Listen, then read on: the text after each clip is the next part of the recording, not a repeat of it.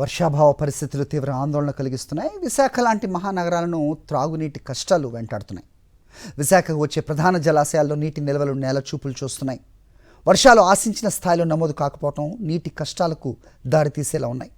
విశాఖ మహానగరానికి తాగునీటిని అందించడంలో కీలక పాత్ర పోషించే రైవాడ డ్యాంలో నీటి నిల్వల పరిస్థితి ఏంటి? ప్రస్తుత నీటి మట్టం ఎలా ఉంది? వర్షాలు రాకపోతే భవిష్యత్తులో ఎలాంటి పరిణామాలు ఉంటాయి? సాక్షి టీవీ గ్రౌండ్ రిపోర్ట్లో చూద్దాం. విశాఖ ప్రజల దాహార్తిని తీర్చే రైవాడ జలాశయంలో నీటి మట్టం రోజు రోజుకి పడిపోతుంది. తీవ్ర వర్షాభావ పరిస్థితుల నడుమ జలాశయంలో నీరు నిండుకుంటున్నటువంటి పరిస్థితి కనిపిస్తుంది. ఇప్పటికే సాధారణం కంటే తక్కువ నీరు అందుబాటులో ఉండడంతో అందరిలోనూ ఆందోళన పెరుగుతుంది. అసలు కారణాలేంటి? జలాశయంలో ఉన్న నీరు ఎన్ని రోజులకి సరిపోతుందనే అంశాలన్నీ కూడా ఈ గ్రౌండ్ రిపోర్ట్లో చూద్దాం. విశాఖకు తాగునీరు అందించడంలో రైవాడ జలాశయాన్ని కీలక పాత్ర. గతంలో ఎన్నడూ లేని విధంగా రైవాడ జలాశయంలో నీటి మట్టం పూర్తిగా తగ్గిపోయింది. 3.6 టీఎంసీల సామర్థ్యం ఉన్న ఈ జలాశయంలో ప్రస్తుతం కేవలం 1 టీఎంసీ నీరు మాత్రమే అందుబాటులో ఉంది. ఇది అత్యంత ఆందోళన కలిగించే అంశం. స్థానిక రైతులు కూడా ఇప్పుడు తీవ్ర ఆందోళన చెందుతున్నారు. ఎప్పుడూ ఇలాంటి పరిస్థితి చూడలేదని అందరూ చెబుతున్నారు. వర్షాలు రాకపోతే పరిస్థితి ఊహించడానికి కూడా కష్టంగా ఉంటుందని రైతులు ఆవేదన వ్యక్తం చేస్తున్నారు. రైవాడ జలాశయంలో నీటి నిల్వలు రోజు రోజుకి తగ్గిపోతున్నాయి. ఒకసారి విజువల్స్లో చూస్తే కనుక పూర్తిగా కనిపిస్తున్నటువంటి చెట్లు కానీ లేకపోతే ఆ కనిపిస్తున్నటువంటి దిబ్బలు కానీ ఇవన్నీ కూడా సాధారణ నీటి మట్టం ఉంటే కనుక అవన్నీ మునిగిపోయేటువంటి పరిస్థితి ఉంటుంది. కానీ ఇప్పుడు దానికి భిన్నమైనటువంటి వాతావరణం రైవాడ జలాశయంలో కనిపిస్తుంది. మనతో పాటు కొంతమంది స్థానిక రైతులు ఉన్నారు. ఈ సంవత్సరం రైవాడ జలాశయం ఎలా ఉంటుంది? వర్షం కానీ నీరు కానీ ఎలా ఉంటుంది? వర్షం ఈ సంవత్సరం పడలేదండి. నీరు మాత్రం బాగానే జూలై నెలలో ఎలా ఉంటుంది అంటారు? ఈ టైంకి రైవాడ ఫుల్గా ఉంటుందండి డ్యాము. వర్షాలు లేక ఇలాగే ఎండిపోయింది, కానీ లేదంటే ఈ టైంకి అయితే ఫుల్గా డ్యాము మన గేట్లు ఎత్తే లెవెల్ వరకు వచ్చేది వాటర్. ఈ టైంకి పూర్తిగా నిండుగా వాటర్ ఉన్నప్పుడు చూసేవాళ్ళు, ఇప్పుడు చూస్తే అసలు ఏమనిపిస్తుంది? ఎలా ఉండదండి, ఇప్పుడు వర్షాలు పడక డ్యామ్ ఎండిపోయింది. కింద వ్యవసాయాలు కూడా మాకు ఇంకేది లేదు, అన్నిటికీ ఇదైపోయింది.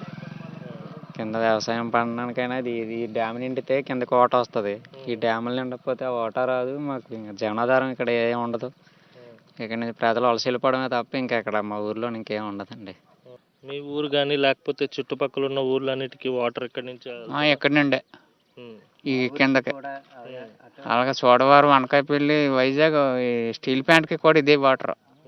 ప్రతి ఏడాది జూలై నెల నాటికి పూర్తిగా రైవాడ జలాశయం నిండు కుండను తలపించేదని ఇక్కడ ఉన్నటువంటి రైతులు చెప్తున్నారు.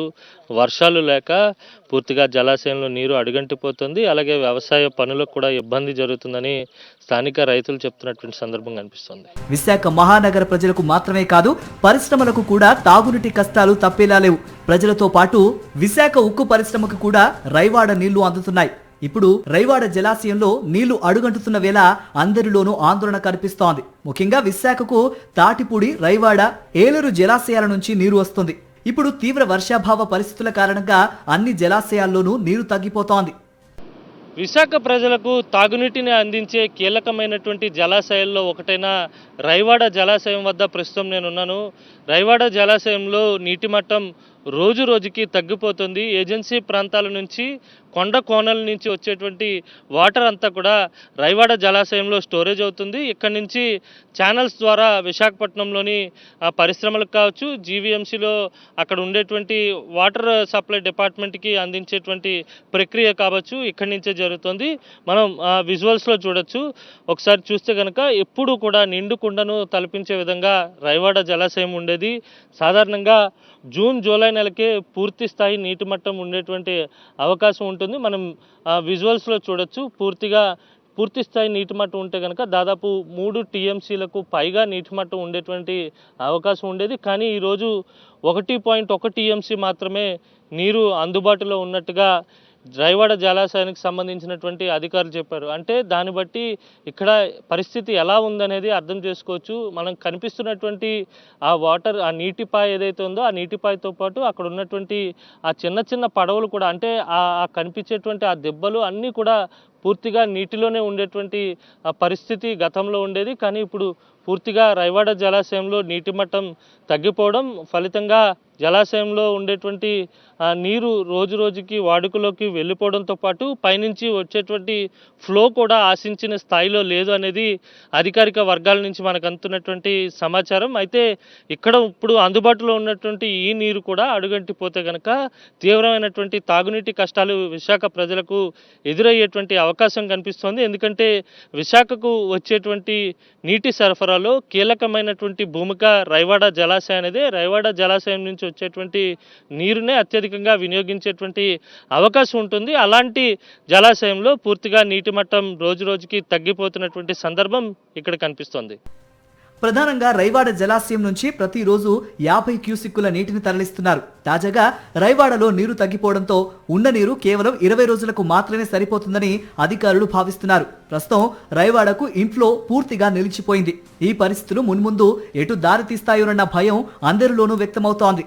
కాలం కరుణించకపోతే విశాఖ మహానగరానికి, స్థానిక గ్రామాలకు తీవ్ర తాగునీటి ఎద్దడి తప్పేలా లేదు. ఇప్పటికైనా అధికారులు ప్రత్యామ్నాయ చర్యలు చేపట్టి ఉన్న నీటిని పొదుపుగా వాడుకునేలా ప్రణాళికలు సిద్ధం చేయాల్సిన అవసరం ఎంతైనా ఉంది.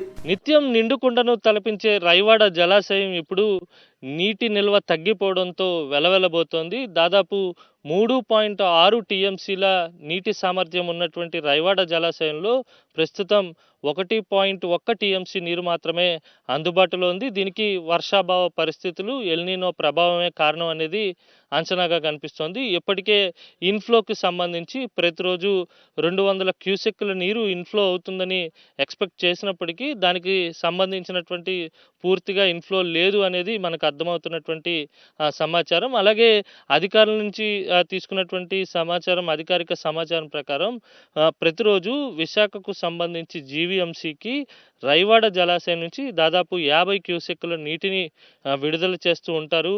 ఇప్పుడు ఉన్నటువంటి 1.1 టీఎంసీ నీరు ఏదైతే ఉందో ఈ నీటి నిల్వ అనేది 40 రోజుల వరకు మాత్రమే వచ్చేటువంటి అవకాశం ఉంటుంది. కనుక ఇటు అధికారులతో పాటు ప్రజల్లో కూడా ఆందోళన మొదలైంది. ఎందుకంటే ఎల్నినో, సూపర్ ఎల్నినో కారణంగా తీవ్ర వర్షాభావ పరిస్థితులు నెలకొన్నాయి. ఎక్కడ కూడా వర్షాలు కురవడం లేదు. రైవాడ జలాశయానికి వచ్చేటువంటి ఇన్ఫ్లో వాటర్ అంతా కూడా ఏజెన్సీ ప్రాంతాల్లో కురిసినటువంటి వర్షాలు, ఆయా ప్రాంతాల్లో వచ్చేటువంటి సహజ నీటిదారుల నుంచి రైవాడ జలాశయానికి నీరు వస్తుంది.